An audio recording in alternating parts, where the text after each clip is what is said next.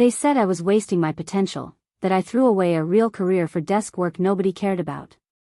My father stood in front of decorated veterans and laughed when someone asked what his daughter did for a living. Paper pushing, he said with that dismissive wave of his hand. Nothing like her brother. Kyle's the real patriot in this family. The room erupted in polite chuckles while my mother looked at her wine glass and said nothing. I felt the heat crawl up my neck, felt my jaw tighten until my teeth ached. But I didn't correct him. I couldn't. Because the truth about what I actually did, the missions I'd run, the operations I'd ghosted through in countries whose names I still can't speak, those truths were locked behind clearances so high that even explaining their existence would land me in a cell. So I stood there in my civilian clothes, plain and unremarkable, while my father painted me as forgettable. What he didn't know, what none of them knew, was that the man standing 3 feet to his left, the SEAL commander with the weathered face and the chest full of ribbons, knew exactly who I was. And in less than an hour, my father's carefully constructed world was about to shatter in front of everyone he'd ever wanted to impress. Before we jump back in, tell us where you're tuning in from, and if this story touches you, make sure you're subscribed because tomorrow I've saved something extra special for you. The lodge smelled like cedar and old smoke, the kind of place that wore its history in the grain of the wood. Riverside Lodge sat perched on a bluff overlooking the Columbia River in Bentonville, Oregon, a town so small you could sneeze and miss it. Every Veterans Day, the local chapter gathered here for what they called the annual Brotherhood Dinner, though it was less a dinner and more a performance. Men in their 50s and 60s, some older, wearing jackets decorated with unit patches and fading ribbons. They told the same stories every year, louder each time, competing for who had it worse, who saw more, who earned the right to be remembered. My father loved this event. Richard Hartman, former Army sergeant, 2 tours in the Gulf, a career that ended with an honorable discharge and a limp he exaggerated when he wanted sympathy. He wasn't a bad man, not in the way that makes headlines. He was small in a quieter way, the kind that needed constant validation, constant proof that he mattered. And the easiest way to feel big was to make someone else small. That someone had always been me. I arrived late, deliberately. Marcus, my husband, had offered to come with me, but I'd waved him off. This isn't your circus, I'd told him that morning while he packed his gear for a contract job in Seattle. He'd kissed my forehead, squeezed my hand, and said the thing he always said when I was heading into something difficult. You're tougher than all of them combined, Nessa. Don't forget it. I wished I believed him. The parking lot was full of trucks, American flags stuck in tailgates, bumper stickers proclaiming support for this branch or that unit. I sat in my sedan for a long moment, hands on the steering wheel, watching the golden light filter through the pine trees. My phone buzzed. A message from Trina Vasquez, my former handler and one of the few people on Earth who knew what I'd actually done for the last decade. You good? She'd written. I typed back a thumbs up, then deleted it and wrote, define good. Her reply came instantly. Don't let them erase you. They can't handle what you are. I pocketed the phone, straightened my jacket, and walked toward the noise. Inside, the main hall was alive with movement. Long tables stretched beneath mounted deer heads and fading photographs of men in uniform. The bar was crowded, laughter rising and falling in waves. I spotted my father immediately. He stood near the stone fireplace, gesturing broadly, his voice carrying over the din. My brother Kyle was beside him, crisp in his marine dress blues, the golden child in every sense. Kyle had followed the traditional path, enlisted at 18, served his time, came home with stories he could tell and a career people understood. He was everything my father wanted me to be, everything I wasn't. Mom stood a few feet away, her smile frozen in that practiced way she'd perfected over the years. Diane Hartman, keeper of the peace, smoother of tensions, the woman who learned long ago that the easiest way to survive my father's moods was to agree with him. She saw me first. Her eyes flickered with something that might have been relief or warning, I couldn't tell. She touched my father's arm, nodded in my direction. He turned. Vanessa. His voice was flat, neither warm nor cold, just factual. You made it. I made it, I confirmed, stepping into the circle. Hi, Dad. Hey, Kyle. Kyle gave me a nod, his expression unreadable. We weren't close, not anymore. Somewhere along the way, he'd stopped trying to bridge the gap between us and started enjoying the pedestal. Mom hugged me quickly, her perfume floral and too strong. I'm glad you're here, she whispered, though her eyes said please don't make this difficult. The evening unfolded in predictable rhythms. Dinner was served, burnt brisket and cold mashed potatoes, the kind of food nobody complained about because complaining wasn't the point. The point was the performance. One by one, men stood and shared their service stories. Some were funny, some somber, all of them received with applause and raised glasses. My father stood twice, once to talk about a firefight in Fallujah that I'd heard so many times I could recite it, and once to introduce Kyle, who gave a modest speech about brotherhood and sacrifice that earned a standing ovation. Nobody asked me to stand. Nobody asked me anything. I sat at the far end of the table, next to Aunt Lorraine, my father's older sister and the only member of the family who'd ever asked me real questions. She was a small woman with gray hair and sharp eyes, the kind of person who saw through performances. She leaned close during Kyle's speech and whispered, "You doing okay, honey?" "I'm fine," I lied. She patted my hand, her touch warm and knowing. "You've always been fine. That's the problem. Nobody notices fine." After dinner, the crowd migrated toward the bar and the trophy cases that lined the walls.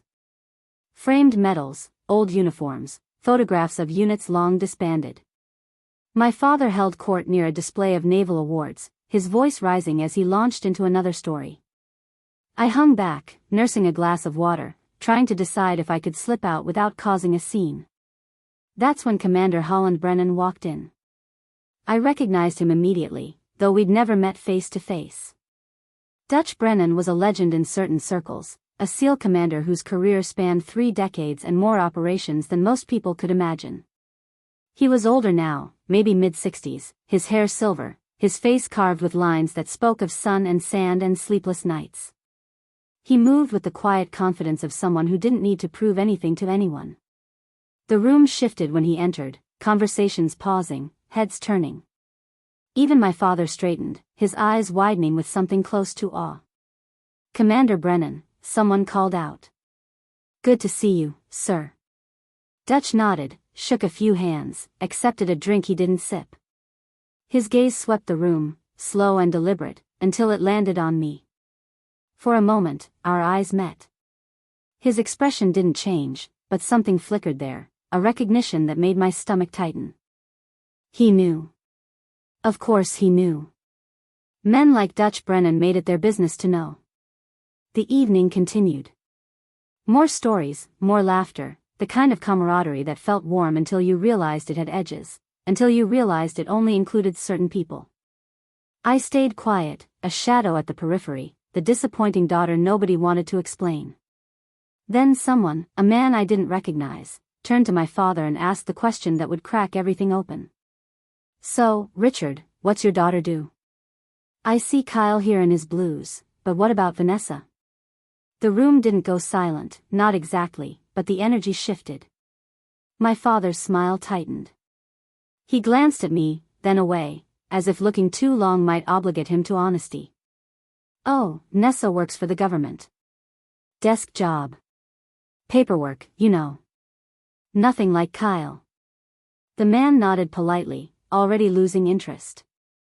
My mother studied her hands. Kyle looked uncomfortable but said nothing. And I felt it again, that familiar ache, the weight of being erased in real time.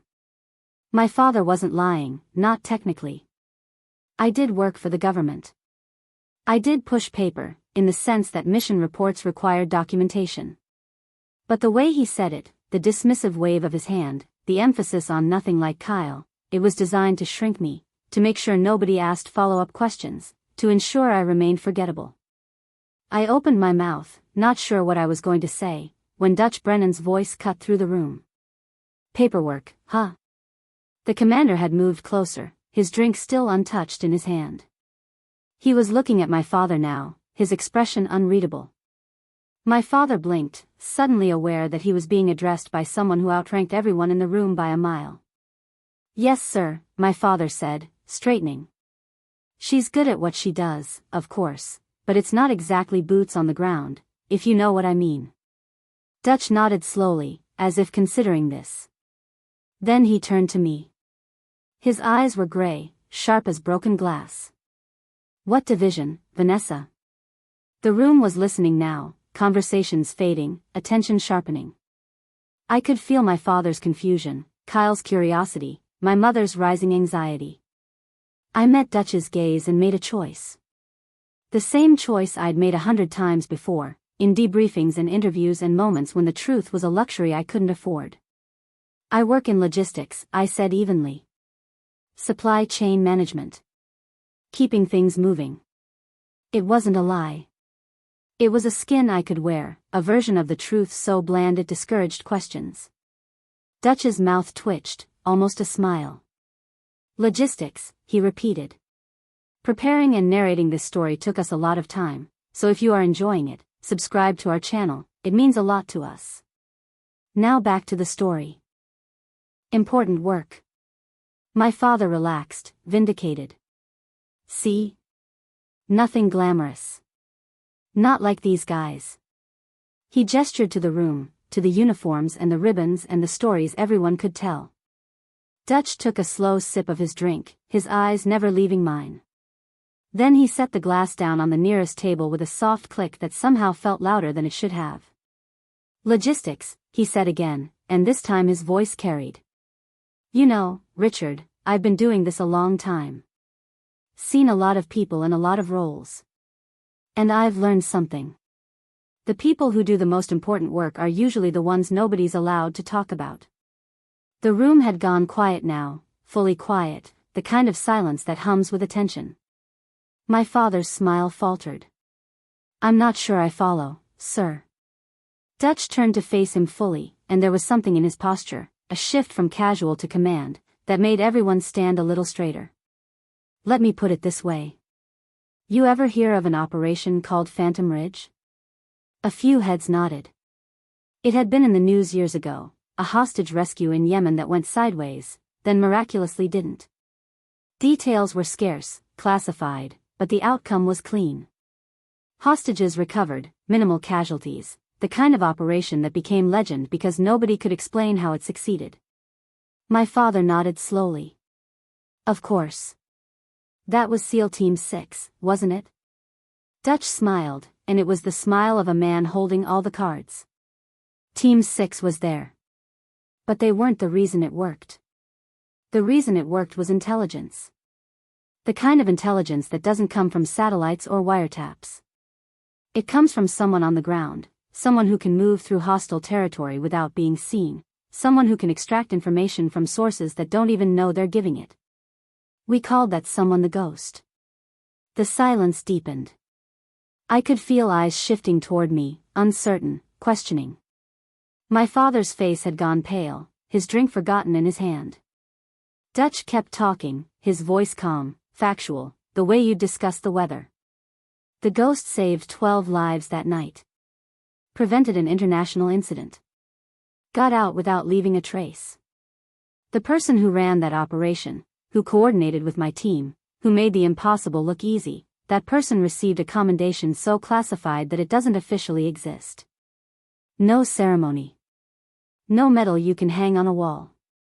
Just a quiet thank you from people who know what it means." He paused, let the weight settle.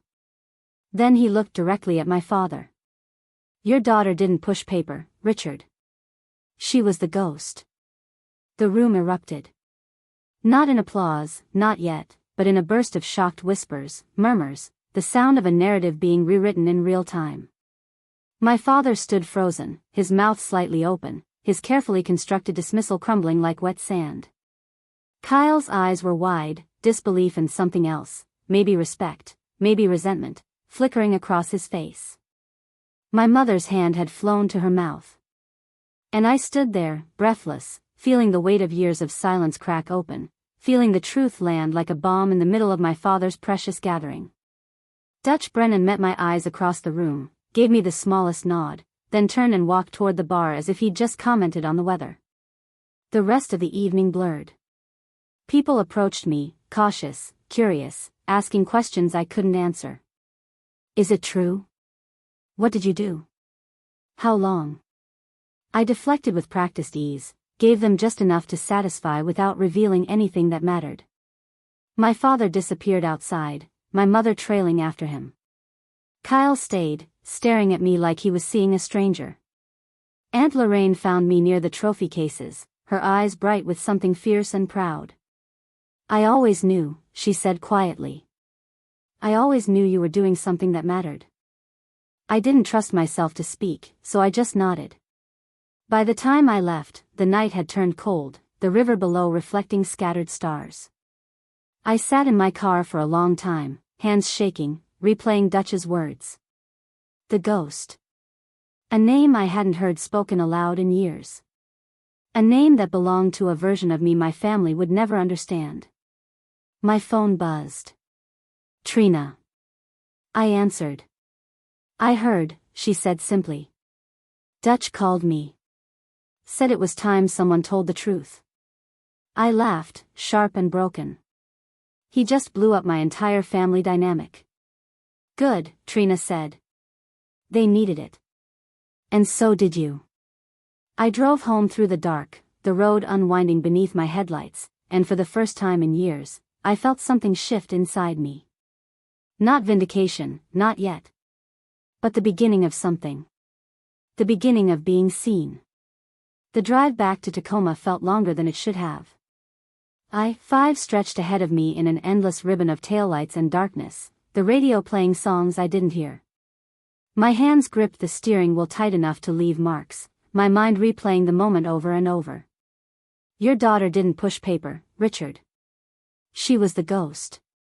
Dutch Brennan's voice echoed in my skull, calm and factual, dropping truth like an anchor through glass. I'd spent years perfecting the art of invisibility, of being unremarkable, of letting my father's disappointment wash over me without flinching. And in one sentence, a man I'd never formally met had stripped away the camouflage I'd built so carefully. Marcus was still in Seattle when I got home. The house felt cavernous without him, too quiet, the kind of quiet that makes you hear your own breathing. I dropped my keys on the kitchen counter, poured a glass of water I didn't drink, and stood staring at nothing until my phone began to vibrate. Text messages flooded in, a cascade of notifications that made the screen glow like a distress signal. My mother's name appeared first. We need to talk. Call me when you get this. Then Kyle. Why didn't you tell us? Aunt Lorraine sent a simple heart emoji followed by the words, proud of you, always have been.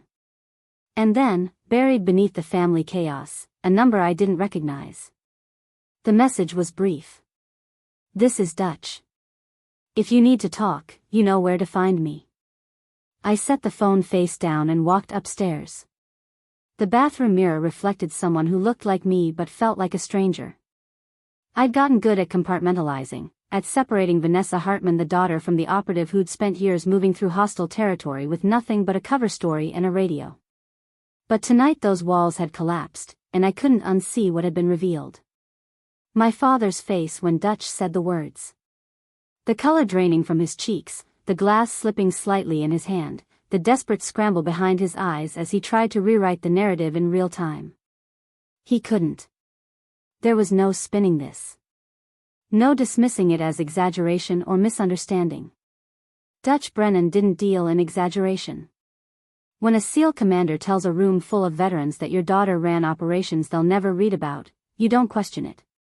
You just stand there and realize you've been wrong about everything. Sleep didn't come. I lay in bed watching the ceiling fan turn lazy circles, my mind too wired to rest. Around 3 a.m, I gave up and went downstairs. My laptop sat on the desk in the corner, the screen dark and patient. I opened it, logged into an encrypted server I hadn't accessed in months, and began scrolling through files I wasn't supposed to keep. Mission reports sanitized of names and locations but still vivid in their details. Phantom Ridge was there, buried among dozens of others. I read it like a stranger would, clinical and detached, as if the operative described in those pages wasn't me. The operation had been a nightmare from the start.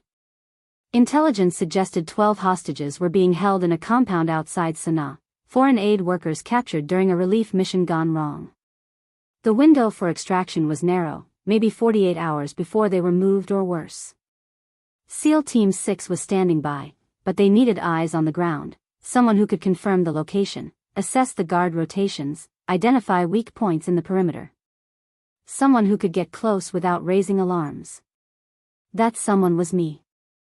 I'd gone in as a journalist, credentials forged but convincing, carrying a camera and a story about documenting humanitarian efforts in the region. It took 3 days to work my way into the right circles, to earn enough trust to get near the compound. I remember the heat, oppressive and unrelenting, the way sweat soaked through my clothes and made the camera strap chafe against my neck. I remember the guard who offered me tea, his smile genuine, unaware that I was memorizing the layout of his weapon, counting the seconds it took him to scan the perimeter. I remember the moment I confirmed the hostages were alive, seeing them through a cracked window, 12 faces pale with fear and exhaustion. The extraction happened at dawn. Team 6 moved like ghosts themselves, precise and silent, while I fed them real-time updates from a position half a mile away. When it was over, when the hostages were loaded into vehicles and the compound was a fading smudge on the horizon, I disappeared. No debriefing on site, no photographs, no acknowledgement. I was back in my hotel room within hours, packing my equipment, erasing my presence as thoroughly as if I'd never been there. The operation made headlines for a week. Miraculous rescue, they called it. Flawless execution. Nobody mentioned the journalist who wasn't really a journalist. Nobody mentioned the ghost. I closed the laptop and sat in the dark. The words Dutch had spoken weren't just validation. They were a detonation. Because now my family knew I existed in a way they couldn't ignore, and that knowledge came with questions I still couldn't answer. The phone buzzed again. Marcus this time, his name lighting up the screen with a video call request. I answered, and his face filled the display, pixelated slightly from the hotel Wi-Fi but warm and familiar. "You're awake," he said, and it wasn't a question. His eyes scanned my face, reading the exhaustion there. What happened? I told him everything. The dinner, my father's dismissal, Dutch Brennan's intervention, the way the room had gone silent when the truth landed. Marcus listened without interrupting, his expression shifting from concern to something harder, something that looked like anger on my behalf. When I finished, he was quiet for a long moment. "He humiliated you for years," Marcus said finally. "And now he knows. How does that feel?" "I don't know," I admitted. "It should feel good, right? Like vindication. But it just feels complicated." Marcus leaned closer to the camera. "Nessa, you spent a decade doing work that saved lives. Work that mattered. And your father treated you like you were wasting space. You don't owe him anything. Not an explanation, not forgiveness, nothing." "I know." My voice came out smaller than I wanted. "But he's still my father." "Fathers are supposed to see their children," Marcus said quietly. "Really see them. Yours didn't. That's on him, not you." We talked until the sky outside began to lighten, the conversation drifting from the heavy to the mundane, his voice a tether pulling me back to something solid. When we finally hung up, I felt steadier. Not whole, but less fractured.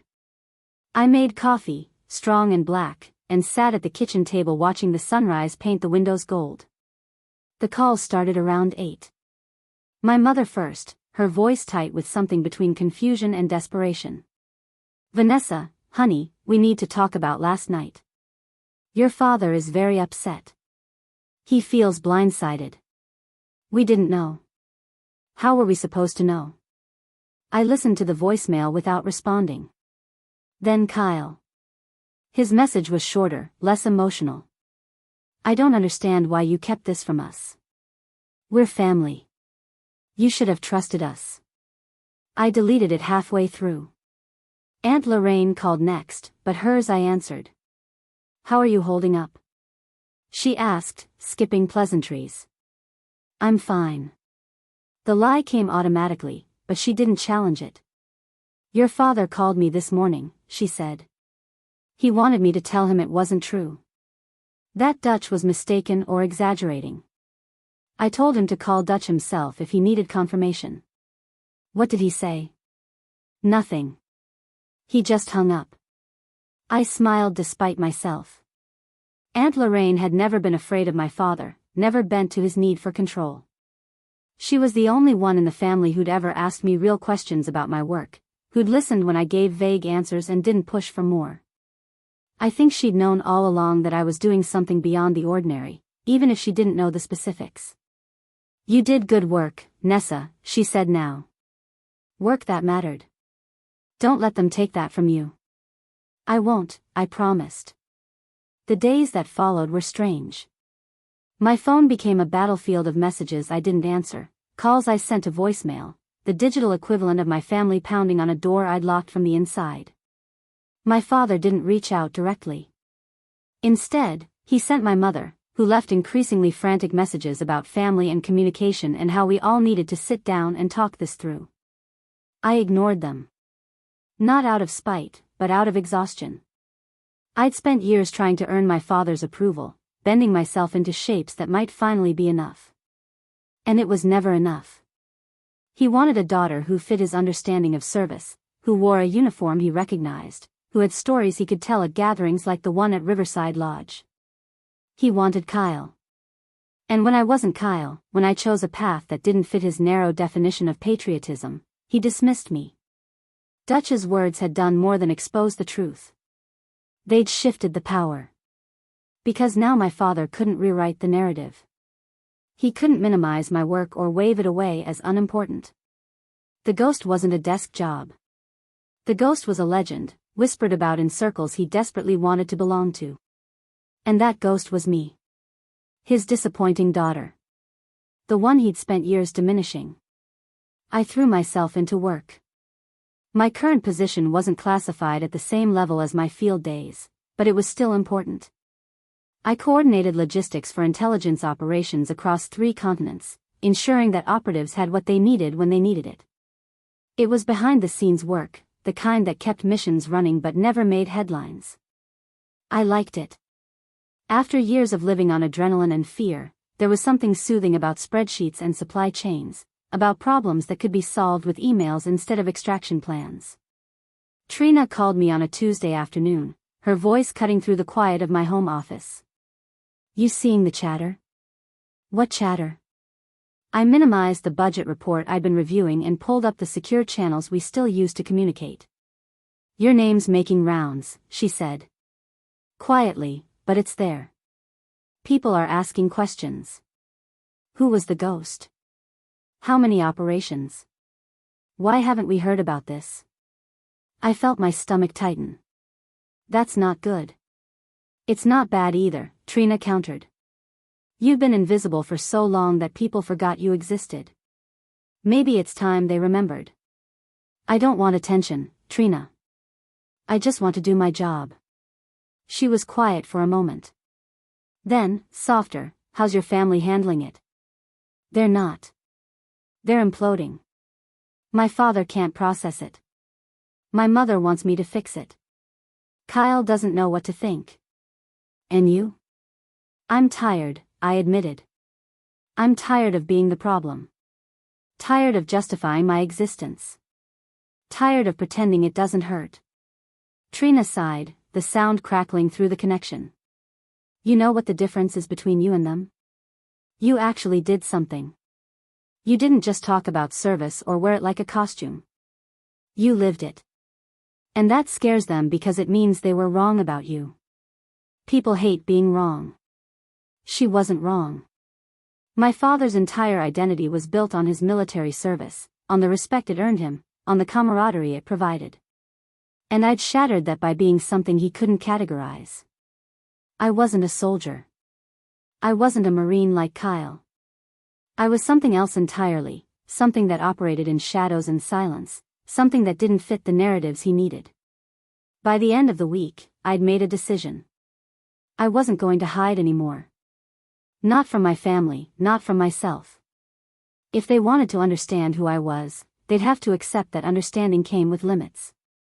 There were things I couldn't tell them, operations I couldn't describe, choices I'd made that would remain locked behind clearances. But I could give them the truth that mattered. I'd spent a decade serving my country in ways most people would never know. And that was enough. It had to be. I drafted an email to my mother, then deleted it. Wrote a text to Kyle, then discarded that too. Words felt insufficient, too easily misunderstood. Instead, I called Aunt Lorraine. "I need you to do something for me," I said when she answered. "Anything, honey. Tell my father that if he wants to talk, really talk, I'm willing. But it has to be on my terms. No ambushes. No family intervention. Just him and me." She agreed without hesitation. "I'll let him know." 2 days later, my father called. His voice was stiff, formal, like he was reading from a script. "Your aunt said you'd be willing to meet." "I am," I confirmed. "Just us. Somewhere neutral." "There's a diner off Highway 12, he said. "Millie's. Tomorrow at noon. I'll be there." The line went quiet, and for a moment I thought he'd hung up. Then, quieter, almost vulnerable, he said, "I don't know what to say to you, Vanessa." "You don't have to say anything," I told him. "You just have to listen." Millie's diner sat off Highway 12 like a relic from another era, all chrome trim and faded red vinyl, the kind of place where coffee came in thick ceramic mugs and the waitresses knew everyone's order before they sat down. I arrived 15 minutes early, parked at the far end of the lot where I could see the entrance, old habits kicking in without thought. The sky hung low and gray, threatening rain that hadn't yet decided to fall. I watched trucks rumble past on the highway, their engines growling through the quiet, and tried to prepare myself for a conversation I'd never imagined having. My father's truck pulled in at exactly noon. Richard Hartman was nothing if not punctual, a military precision that had followed him into civilian life and calcified into rigidity. He climbed out slowly, favoring his left leg, the limp more pronounced than usual. I wondered if it was genuine today or if he was armoring himself with old wounds, reminding me and himself of his service, his sacrifice, his right to judge. He spotted my car, hesitated for just a moment, then walked toward the diner entrance without looking my way. Inside, the place smelled like bacon grease and burnt coffee, comforting in its predictability. A handful of other customers scattered among the booths, truckers mostly, hunched over plates of eggs and toast. My father had chosen a corner booth, his back to the wall, another old habit that mirrored my own. I slid into the seat across from him and we sat in silence while a waitress with tired eyes poured coffee neither of us had asked for. "You want menus?" she asked, her voice carrying the practiced cheer of someone who'd worked too many double shifts. "Just coffee," my father said. I nodded agreement. She left us alone. The silence stretched, thick and uncomfortable. My father wrapped his hands around his mug, staring into the dark liquid like it might offer answers. His face looked older than I remembered, lines carved deeper around his mouth, his hair thinner at the temples. When he finally spoke, his voice was rough, scraping against words he didn't want to say. "I don't know how to do this." I took a breath, steadying myself. "You asked me here. So start anywhere." He looked up then, meeting my eyes for the first time since I'd sat down. There was something raw in his expression, something that looked almost like pain. "Why didn't you tell me? All these years, Vanessa. You let me think you were doing nothing important. You let me believe you'd wasted your potential." "I couldn't tell you," I said simply. "The work was classified. Still is, most of it. But after you stopped doing whatever it was you did. You could have said something then." I leaned back against the cracked vinyl, feeling the spring poking through the padding. What would I have said, Dad? That I'd spent years running operations I couldn't talk about in countries I couldn't name? That I'd done things that would keep me awake at night for the rest of my life, all in service of missions that officially never happened? How exactly was I supposed to explain that over Sunday dinner? He flinched, just slightly, but I saw it. "You could have tried. I did try, I said, and my voice came out sharper than I intended. I tried every time you introduced me to your friends and said I pushed paper. I tried every time you told Kyle he was the real patriot in the family.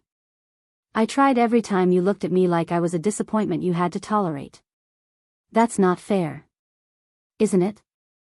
I leaned forward, my hands flat on the table between us. You made a decision about who I was before you knew anything about what I did. You decided I didn't measure up because my service didn't look like yours. Because I wasn't in uniform. Because I couldn't stand up at your veterans' dinners and tell war stories that would make you proud. The waitress reappeared, refilling our cups without asking, sensing the tension and retreating quickly.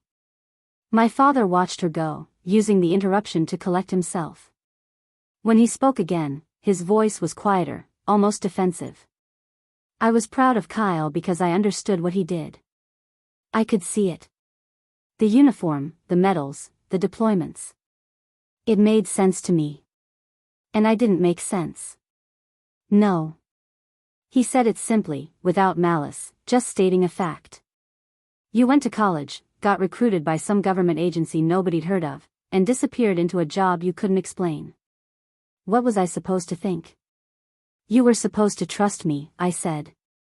You were supposed to believe that I wouldn't waste my life. That maybe, just maybe, there was a reason I couldn't talk about my work. That the silence meant something instead of nothing. He stared into his coffee, his jaw working. I served 2 tours, Vanessa. I saw things. Did things. And when I came home, people thanked me. They shook my hand. They understood what I'd sacrificed. But you come home from wherever you've been, and you act like it's no big deal. Like it doesn't matter. It mattered, I said quietly. It mattered more than you'll ever know. But I didn't get parades. I didn't get handshakes or thank yous. I got debriefings and non-disclosure agreements and instructions to forget everything I just lived through. And that was fine. That was the job. But it would have been nice if my own father had given me the benefit of the doubt instead of assuming I was wasting my life. The rain started then, a soft patter against the windows that gradually built into a steady drum. Neither of us moved. My father's hands tightened around his mug, his knuckles going white. Dutch Brennan, he said finally. How does he know you?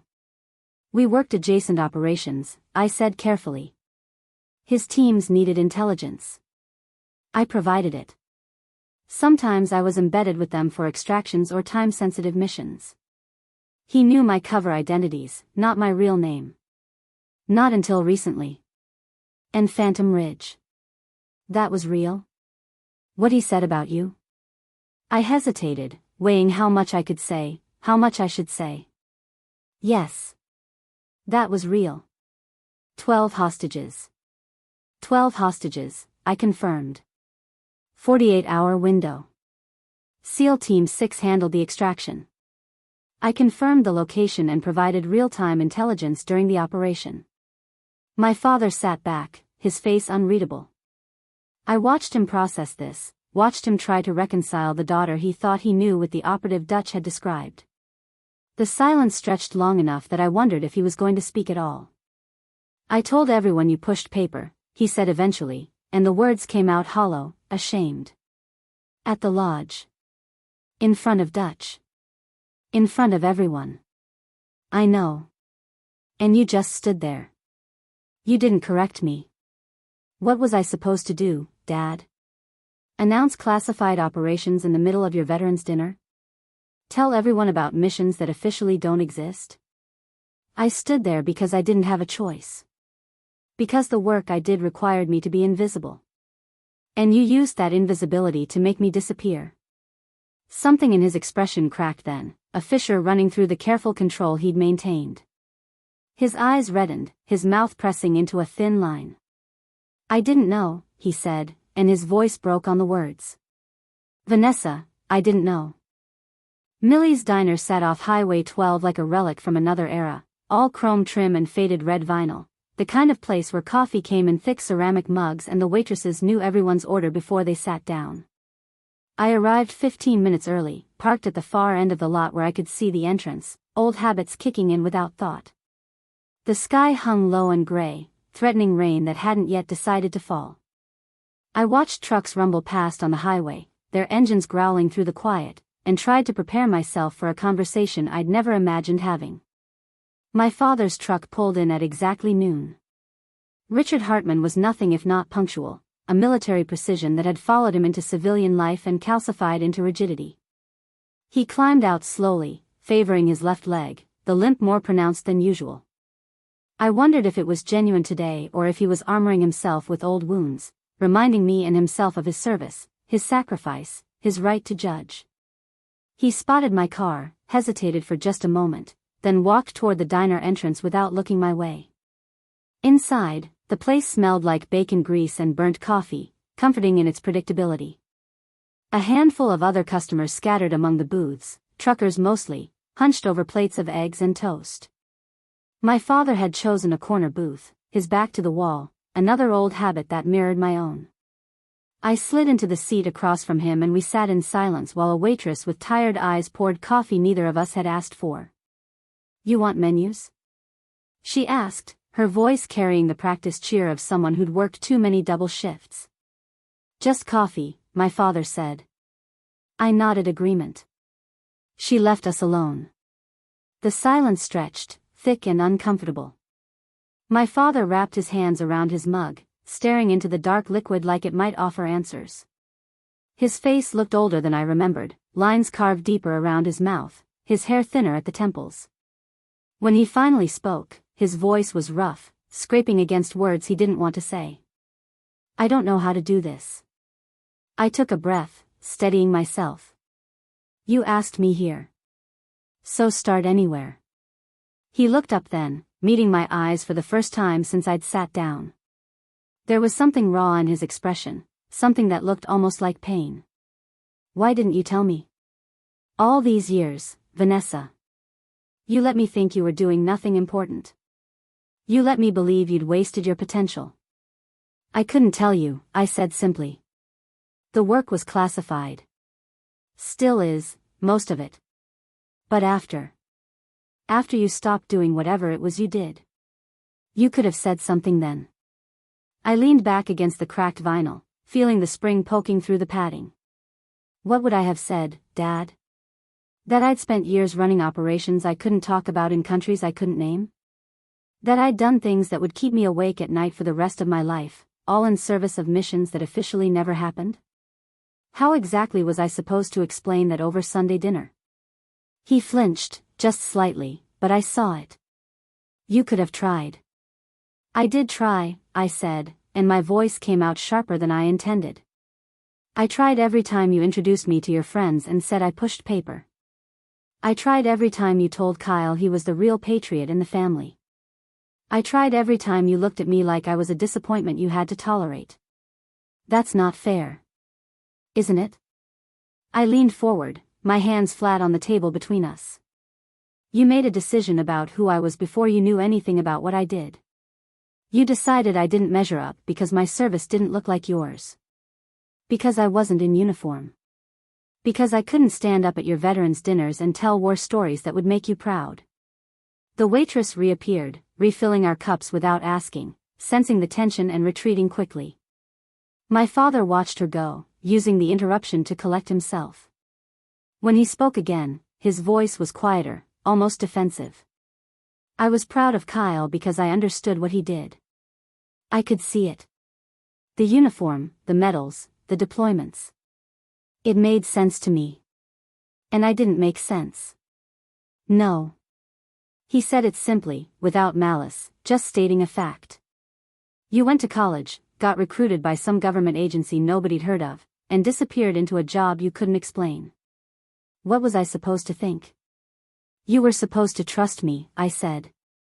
"You were supposed to believe that I wouldn't waste my life. That maybe, just maybe, there was a reason I couldn't talk about my work. That the silence meant something instead of nothing." He stared into his coffee, his jaw working. "I served 2 tours, Vanessa. I saw things. Did things.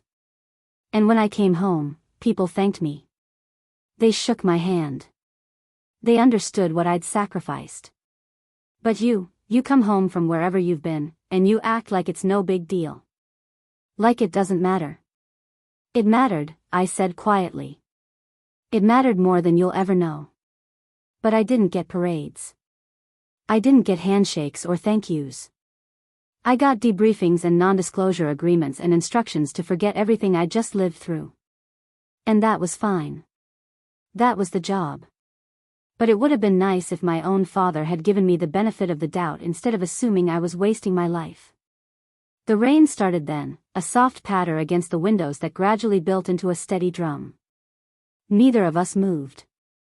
My father's hands tightened around his mug, his knuckles going white. Dutch Brennan, he said finally. How does he know you? We worked adjacent operations, I said carefully. His teams needed intelligence. I provided it. Sometimes I was embedded with them for extractions or time-sensitive missions. He knew my cover identities, not my real name. Not until recently. And Phantom Ridge. That was real? What he said about you? I hesitated, weighing how much I could say, how much I should say. Yes. That was real. 12 hostages. 12 hostages, I confirmed. 48-hour window. SEAL Team 6 handled the extraction. I confirmed the location and provided real-time intelligence during the operation. My father sat back, his face unreadable. I watched him process this, watched him try to reconcile the daughter he thought he knew with the operative Dutch had described. The silence stretched long enough that I wondered if he was going to speak at all. I told everyone you pushed paper, he said eventually, and the words came out hollow, ashamed. At the lodge. In front of Dutch. In front of everyone. I know. And you just stood there. You didn't correct me. What was I supposed to do, Dad? Announce classified operations in the middle of your veterans' dinner? Tell everyone about missions that officially don't exist? I stood there because I didn't have a choice. Because the work I did required me to be invisible. And you used that invisibility to make me disappear. Something in his expression cracked then, a fissure running through the careful control he'd maintained. His eyes reddened, his mouth pressing into a thin line. I didn't know, he said, and his voice broke on the words. Vanessa, I didn't know. You didn't ask, I countered. You made assumptions and you held on to them because they fit the story you wanted to tell. The disappointing daughter who didn't live up to the family legacy. It was easier than admitting you might not know everything about me. He looked away, staring out the rain-streaked window at the gray highway beyond. A truck passed, its horn blaring, and the sound seemed to pull him back. When he spoke again, his voice was raw, stripped of its usual authority. I was wrong about you. 3 words. Simple and insufficient, but they landed with weight. I felt something shift in my chest, not forgiveness exactly, but a loosening, a small release of pressure I'd been carrying for years. Yes, I said. You were. The rain intensified, drumming harder against the roof. The diner felt smaller suddenly, the walls pressing in, the air thick with things still unsaid. My father reached for his coffee, took a sip, grimaced at the bitterness. Your mother wants you to come home, he said. For Sunday dinner. She thinks we can fix this if we all just sit down and talk. I don't know if there's anything to fix, I said honestly. You can't undo years of dismissal with one dinner. And I can't give you the explanations you want. Most of what I did is still classified. It'll stay classified. You're going to have to live with not knowing the details. He nodded slowly, absorbing this. Can you at least tell me if it was worth it? All of it. The secrecy, the sacrifice. Did it matter? I thought about Phantom Ridge. About the 12 faces I'd seen through that cracked window, pale and terrified, not knowing that rescue was hours away. I thought about the intelligence reports that prevented attacks, the networks I'd helped dismantle, the operations that succeeded because someone was willing to be invisible. I thought about the nightmares I still carried, the hypervigilance that never quite faded, the relationships I'd lost because I couldn't explain where I'd been or why I'd changed. Yes, I said finally. It mattered. It cost me things I'll never get back, but it mattered. My father studied me across the table, and for the first time in my memory, he looked at me like he was actually seeing me. Not the daughter who didn't measure up, not the disappointment he had to explain away, but the person I actually was. Complicated and scarred and still standing. I'm sorry, he said, and the words sounded unpracticed, clumsy in his mouth. For what I said at the lodge. For all the times before that. For not seeing you. I'm sorry too, I said, surprising myself. For not trying harder to make you understand. For letting the silence become a weapon instead of just a necessity. The rain began to ease, the drumming on the roof softening to a whisper. The waitress drifted by again, eyeing our untouched coffee, but she didn't stop. My father pulled out his wallet, left a 20 on the table even though we hadn't ordered food. Will you come to dinner? He asked. Sunday. Just the family. No speeches, no performances. Just us. I'll think about it, I said, and I meant it. I wasn't ready to forgive everything, wasn't ready to pretend that one conversation erased years of hurt. But I was willing to consider that maybe, just maybe, something could shift. We stood, the booth creaking as we slid out.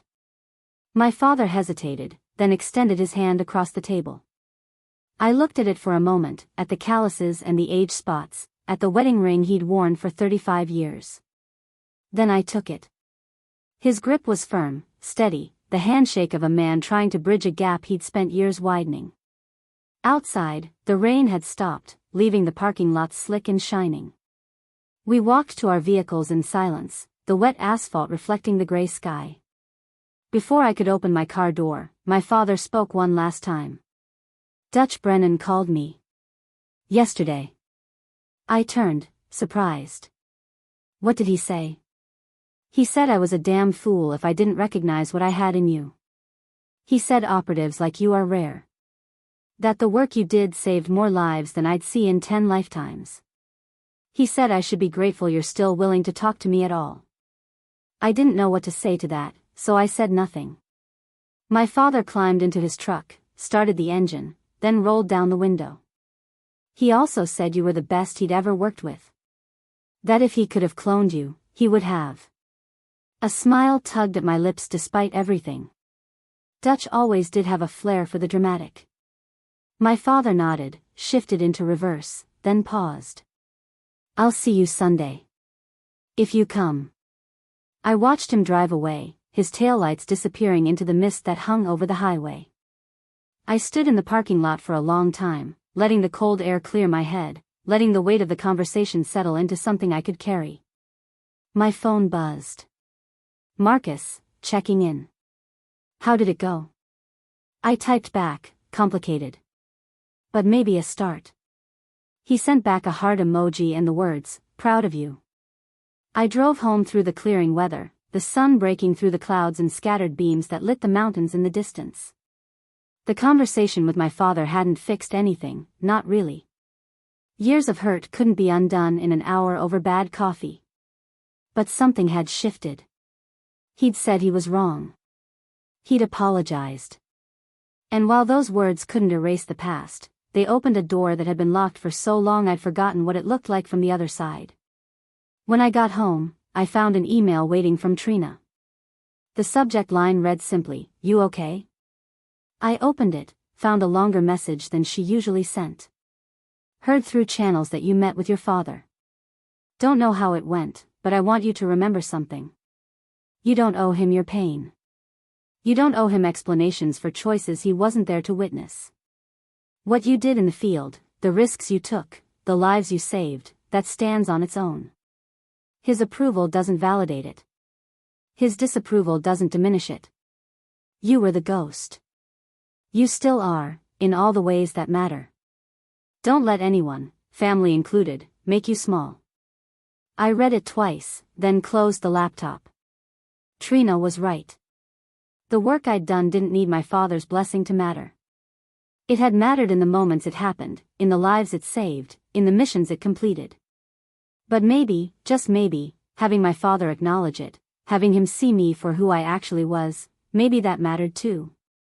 Not because it changed the past, but because it changed what came next. Sunday dinner loomed in the distance, a choice I still hadn't fully made. Part of me wanted to decline, to maintain the boundary I'd built, to protect myself from more disappointment. But another part, smaller and quieter, wondered what it might look like to sit at that table as myself. Not the invisible daughter, not the ghost, just Vanessa. Flawed and complicated and finally seen. The rain started again that evening, softer this time, a gentle percussion against the windows. I made tea, settled onto the couch with a book I didn't read, and let myself sit with the uncertainty. For the first time in years, I didn't have a mission to plan, an operation to coordinate, a crisis to manage. I just had a choice. And maybe that was enough. Sunday arrived with unexpected sunshine, the kind of clear morning that felt like a challenge to my mood. I stood in my closet for 20 minutes trying to decide what to wear to a family dinner that felt more like walking into enemy territory. Nothing felt right. Too formal suggested I was trying too hard, too casual implied I didn't care, and everything in between carried meanings I didn't want to communicate. I finally settled on dark jeans and a simple sweater, clothes that said nothing at all, and headed downstairs where Marcus was making pancakes. "You don't have to go," he reminded me, flipping a golden disc onto a plate. "We could stay here, eat breakfast, watch terrible movies. Pretend your family doesn't exist for another week." I poured coffee, breathed in the steam. "I know. But if I don't go, nothing changes. We just keep circling each other in this weird limbo where nobody knows how to move forward. And if you do go, then maybe it gets worse. Or maybe it gets different. I don't know." He set the spatula down, came around the counter, pulled me into a hug that smelled like maple syrup and safety. "Different isn't always bad," he said against my hair. "And you're allowed to leave whenever you want. You're not trapped there." "I know," I said again, but the words felt less certain than I wanted them to be. The drive to Helena took 3 hours, the highway unwinding through landscape I knew by heart. Every exit triggered memories, good and bad, layered over each other until the past felt more real than the present. The turnoff to the lake where we'd spent summers when I was young. The rest stop where my father had pulled over to lecture Kyle and me about respect after we'd fought in the back seat. The billboard advertising a restaurant that had closed a decade ago but nobody had bothered to take down.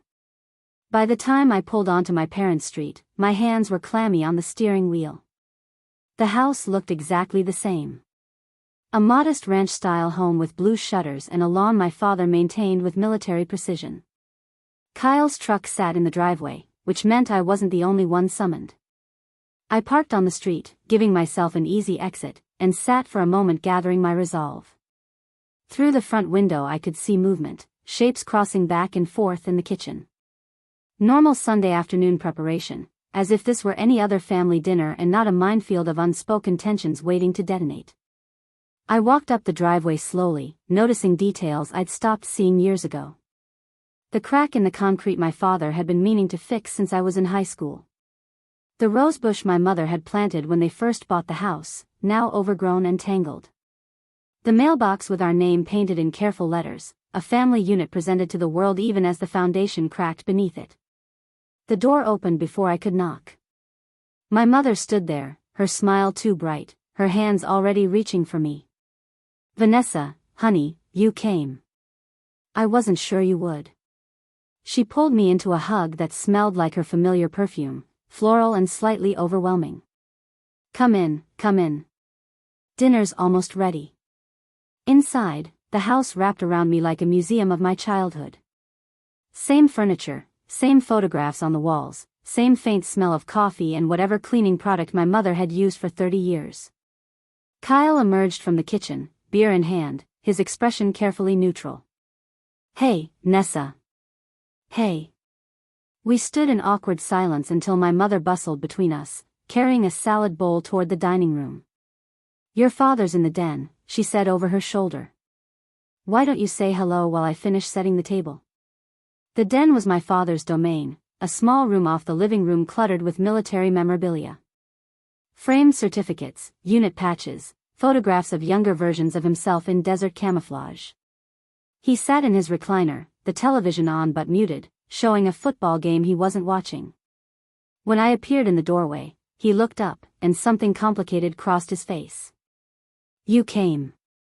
I said I'd think about it. He gestured to the couch. "Sit. Please." I sat on the edge, perched like I might need to run. The room felt smaller than I remembered, the walls closing in with their displays of service and sacrifice, all the proof my father needed that his life had meant something. On the shelf behind him sat his own medals, nothing extraordinary, the kind earned through time and presence rather than heroism. But they mattered to him. They were his identity. "Your mother's been cooking all day," he said, apropos of nothing. "She wants this to go well." "What does well look like?" He shifted in the chair, uncomfortable. "No fighting. No walking out. Just a meal. As a family."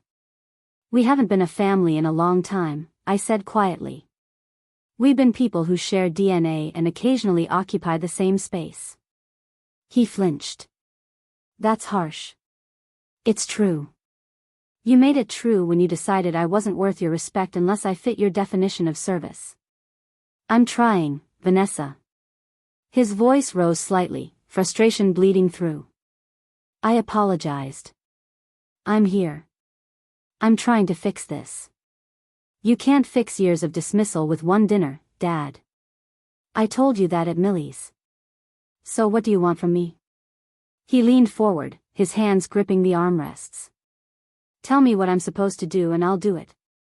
I want you to stop trying to fix it like it's a problem with a simple solution. I want you to sit with the fact that you hurt me. That you spent years making me feel invisible and worthless, and that doesn't go away because Dutch Brennan told you I mattered. I want you to understand that your approval was never what made my work important, but its absence made my life harder." The room went quiet except for the muted television, players running across the screen in silence. My father's face worked through emotions he didn't know how to express, settling finally on something that looked like defeat. "I don't know how to do this," he said again, the same words he'd used at the diner. "I don't know how to be the father you need. Maybe start by being honest. About why you couldn't see me. Why Kyle was enough but I never was." He looked away, staring at the photographs on the wall. Men in formation, helicopters against desert skies, moments frozen in time that proved he'd been somewhere, done something. When he spoke, his voice was rough, scraped raw. Kyle made sense to me. His path was one I understood. I could give him advice, tell him stories, help him navigate the things I'd already been through. But you went somewhere I couldn't follow. And instead of being proud that you were doing something I couldn't, I felt like you'd rejected what I had to offer. Like my experience, my knowledge, it meant nothing to you. It wasn't about rejecting you, I said carefully. It was about finding my own path. I know that now. But at the time, it felt like you were saying I wasn't good enough. That the military I'd served in, the values I'd tried to teach you, they weren't worth following. So you punished me for it. He met my eyes then, and I saw pain there, genuine and deep. Yes. I did. And I was wrong. "Dinner's ready," my mother called from the dining room, her voice overly cheerful, trying to smooth over tensions she could feel radiating through the walls. We stood, navigating the narrow space between the recliner and the couch without touching, and walked toward the table where Kyle already sat, scrolling through his phone with studied disinterest. The meal was a production my mother had clearly labored over. Roasted chicken, mashed potatoes, green beans, homemade rolls. The kind of spread meant to communicate love and normalcy even when neither was guaranteed. We served ourselves in near silence, the clink of serving spoons against ceramic the only sound. When everyone had full plates, my mother raised her water glass. "To family," she said, her smile trembling slightly. "To being together." We clinked glasses without enthusiasm and began to eat. The food was good, perfectly seasoned, the kind of cooking my mother had perfected over decades. But it tasted like obligation, each bite something to get through rather than enjoy. Kyle broke the silence first.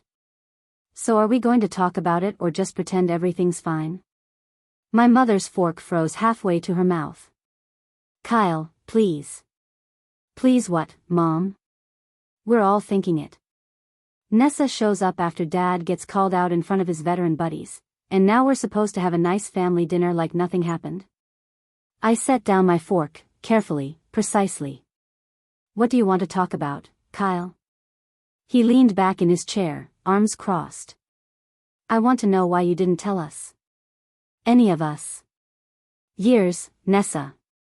Years of us thinking you were doing nothing important, and you let us believe it. I've explained this. The work was classified. I couldn't tell you. Not even after? Not even when you moved to other work? What would I have said? I still can't talk about most of it. And honestly, would you have believed me? If I'd sat at this table and told you I'd spent years running intelligence operations in hostile territory, would you have taken me seriously? Or would you have thought I was exaggerating, trying to make myself sound more important than I was? Kyle's jaw tightened. That's not fair. Isn't it? You spent years parroting Dad's dismissals. The paper pusher. The disappointment. You never once asked me about my work with genuine curiosity. You asked so you could compare it to yours and find it wanting. That's not true. Then why did you introduce me to your Marine buddies as your sister who works a boring government job? Why did you laugh when Dad made jokes about me never getting my hands dirty? The silence that followed was heavy, oppressive.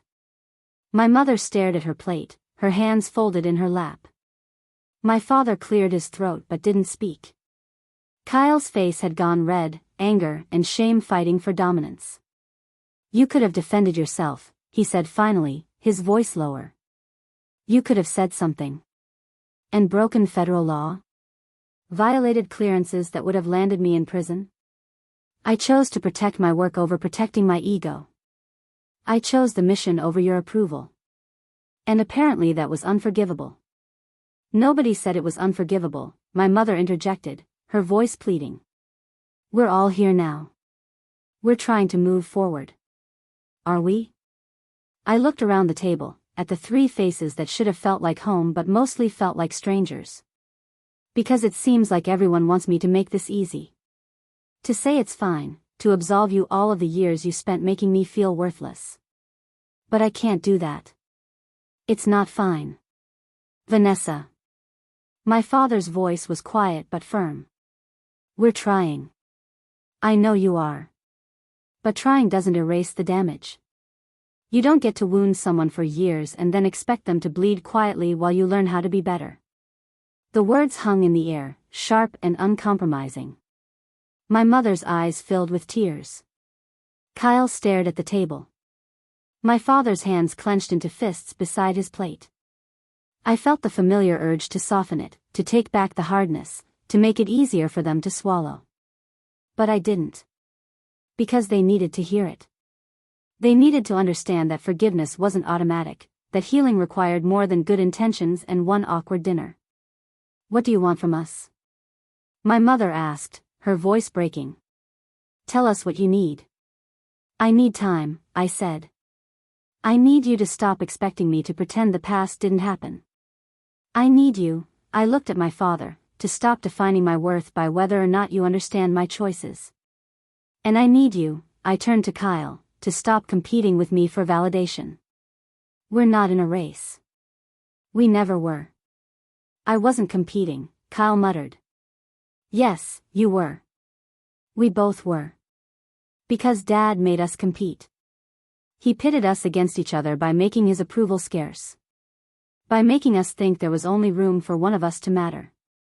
My father's face had gone pale. I never meant to do that. But you did. Intention doesn't erase impact. We finished the meal in fragmented conversation, small talk that skirted around the crater in the middle of the table. My mother asked about Marcus, I gave brief answers.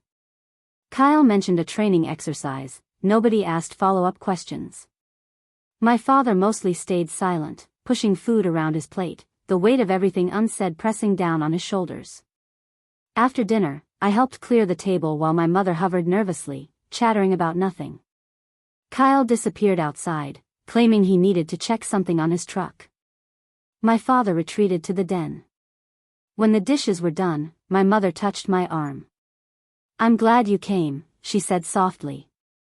"I know it's hard. But it means something that you're here." "I came because I needed to see if anything could change," I told her honestly. "I don't know yet if it can." She nodded, her eyes searching my face. "Your father loves you. He's just never been good at showing it. Love without respect is hollow, Mom. And he's never respected me. He does now. Since he understood what you really did, he's been different. Quieter. Thinking more. It shouldn't have taken Dutch for him to see me," I said. "I should have been enough on my own." "I know." She squeezed my arm, then let go. "I know, honey." I found my father in the den, staring at his medal collection. He didn't turn when I entered, but he knew I was there. "I'm leaving," I said. He nodded. "Thank you for coming." I hesitated in the doorway, torn between leaving clean and saying one more thing that needed to be said. "Dad." He turned, his face drawn, exhausted. "Dutch didn't make me madder. He just made you see it. There's a difference." "I know. Do you? Because it feels like you're proud of me now because someone you respect told you to be.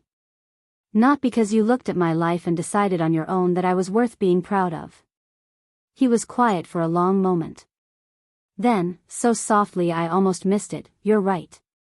I left before either of us could say anything else, walking through the house that held so many memories and so much pain, stepping out into the clear afternoon where Kyle stood by his truck, smoking a cigarette he didn't offer to share. "You were pretty hard on them in there," he said, exhaling smoke into the cool air.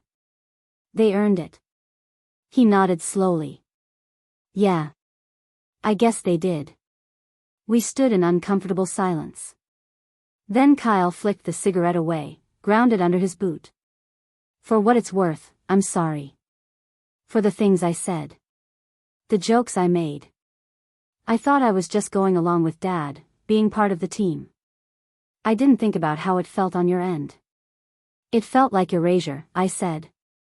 "Like I didn't exist unless I was useful for comparison." "I get that now. And I'm sorry." It was the first genuine apology I'd received from him in years. I accepted it with a nod, not ready to offer forgiveness but acknowledging the effort. The drive home felt longer than the drive there, the sun setting behind the mountains, painting the sky in shades of orange and purple that were almost painful in their beauty. I called Marcus when I hit the highway, put him on speaker. "How bad was it?" he asked. "Bad enough. But also necessary." "You okay?" "I'm tired. But yeah, I'm okay." "Come home," he said. "I'll have dinner waiting. I just ate." "Then come home anyway." By the time I pulled into our driveway, full dark had fallen. The house glowed warm through the windows, Marcus moving around inside, preparing space for me to collapse into. I sat in the car for a moment, letting the engine tick as it cooled, feeling the weight of the day settle into my bones. My phone buzzed. A text from Aunt Lorraine. "Heard it was rough. Proud of you for going. Proud of you for speaking truth. Don't let them guilt you into backing down." I sent back a heart emoji, too tired for words. Another text, this one from an unknown number. I opened it cautiously. "This is Dutch. Heard you had dinner with the family. Remember what I said. You don't need their approval. You never did. The work speaks for itself." I stared at the message, something tight in my chest loosening just slightly. Dutch Brennan, legendary SEAL commander, checking in on me like I mattered. Like my pain was worth acknowledging. I typed back, "Thank you. For everything. For speaking up at the lodge. For calling my father. For seeing me." His reply came quickly. I didn't see you, Vanessa. You made yourself impossible to miss. That's on you, not me. I carried those words into the house, into Marcus's arms, into the safety of a space where I didn't have to explain or defend or justify. He held me while I cried, the tears I'd held back all day finally breaking free, and he didn't ask questions or offer solutions. He just held me, steady and sure, until the storm passed. The weeks after that dinner moved like water finding its level, settling into new patterns that felt unfamiliar but not unwelcome. My father called twice, brief conversations where we talked around the important things, testing boundaries neither of us knew how to name. My mother sent texts with photographs of the garden, recipes she thought I might like, small offerings that didn't demand responses. Kyle reached out once to invite Marcus and me to a barbecue, an olive branch extended with typical awkwardness. We went. It wasn't comfortable, but it was a beginning. What surprised me most was how little I needed their transformation to feel whole. For years I'd carried their disappointment like a stone in my chest, believing that if I could just make them understand, just earn their recognition, the weight would lift. But Dutch's words at the lodge hadn't changed me. They'd changed the story my family told themselves. And in the space between their old narrative and their scrambling attempts at a new one, I discovered something crucial. I didn't need them to validate my service. The work had mattered with or without their approval.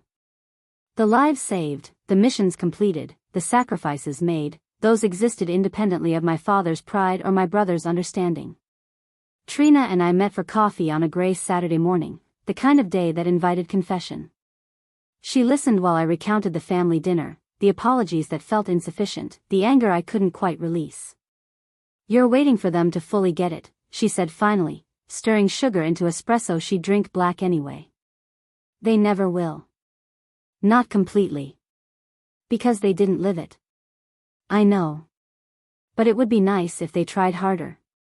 They're trying as hard as they're capable of. That's the thing about people, Nessa. They can only meet you as far as their own understanding reaches. Your father's world is defined by visible service, measurable sacrifice. You operated outside those parameters. He can acknowledge that now, but he'll never truly comprehend it. So I just accept the gap. You accept that the gap exists. And you stop waiting for them to cross it. You've already crossed it yourself. You've built a life that doesn't require their permission. That's the victory." I thought about that conversation for days, let it settle into the places where resentment still lived. Trina was right. I'd spent so long waiting for my family to catch up that I'd missed the fact that I'd already moved forward. The house Marcus and I built, the work I continued doing, the community we'd created, none of that needed my father's blessing to be real. 6 months later, I received an invitation. The local veterans organization was hosting an awards ceremony honoring intelligence operatives whose work had remained classified. Dutch would be speaking. My name was on a list of recipients, recognition that would never be public but would exist in the quiet corners where people like me were finally being acknowledged. I almost didn't tell my family. The ceremony was small, invitation only, the kind of event that wouldn't make news or offer my father bragging rights. But something made me mention it to Aunt Lorraine, who immediately insisted on attending, who then told my mother, who told my father. Before I could control the narrative, my entire family knew. My father called that evening. "Can I come?" he asked, without preamble. "It's a small event," I said carefully. "Limited seating." "I understand. But I'd like to be there. If you'll let me." I thought about saying no, about keeping this moment separate from the complicated mess of family. But something in his voice, a humility I'd never heard before, made me pause. "I'll see what I can do," I told him. The ceremony took place in a nondescript conference room at a hotel near the base, security tight, attendees carefully vetted. 50 people maybe, operatives and their families, handlers and commanders who'd worked in shadows for decades. Dutch stood at the podium in dress uniform, his chest carrying the weight of a career spent in service most would never understand. When he called my name, I walked to the front on legs that felt steadier than I expected. He shook my hand, presented a certificate that would never hang on any wall, spoke words I'd carry forever. Vanessa Hartman served her country with distinction in operations that saved lives and prevented conflicts the world will never know existed. Her sacrifice, her skill, and her dedication represent the highest ideals of intelligence service. From my seat in the front row, I saw my family in the back. My mother dabbing at her eyes. Kyle sitting straighter than necessary. My father's face unreadable but present, witnessing something he'd spent years denying existed. After the ceremony, people approached to shake my hand, to share quiet words of recognition. Dutch pulled me aside. "Your father talked to me for 20 minutes before this started," he said. "Asked me questions about the work, about what it takes, about what you went through. He's trying to understand." "And will he?" Dutch smiled. "Probably not fully. But he's trying. That counts for something." My father waited until everyone else had left before approaching me. We stood in the empty conference room, chairs being stacked around us, the weight of everything unsaid filling the space between. "I'm proud of you," he said finally. "Not because Dutch said I should be. But because I've spent 6 months trying to understand what you did, and the more I learn, the more I realize how extraordinary it was. You're braver than I ever was. And I'm sorry it took me this long to see it." I felt tears threatening, hot and unexpected. "Thank you," I managed. He nodded, uncomfortable with emotion as always, then did something that shocked me. He stepped forward and pulled me into a hug, brief and awkward but genuine. When he released me, his eyes were wet. "I don't know how to fix the years I wasted," he said. "But I want to try. If you'll let me." "I'm letting you," I said. "But it's going to take time." "I know. I have time." Walking out of that hotel into the late afternoon sun, Marcus waiting by the car, my family trailing behind in uncertain formation, I felt something shift. Not healing, not forgiveness exactly, but the possibility of both. The ghost would always be part of who I was, the operative who moved through shadows and saved lives nobody would remember. But I was also just Vanessa, daughter and wife and woman trying to navigate the complicated terrain of family and recognition and learning to be seen. My father would probably never fully understand what I'd done. Kyle would always measure service by standards I'd never meet. My mother would continue smoothing tensions and hoping for easy reconciliation. But that was their work to do, not mine. I'd already done my work. I'd served. I'd sacrificed. I'd mattered. And finally, after years of being invisible, I was letting myself be seen not as the disappointment or the mystery, but as exactly who I'd always been. Someone who'd chosen a harder path and walked it without apology, someone who'd saved lives in silence and carried the weight with dignity. The ghost had a name now, spoken aloud in rooms that mattered. And that name was mine. Up next, you've got 2 more standout stories right on your screen. If this one hit the mark, you won't want to pass these up. Just click and check them out.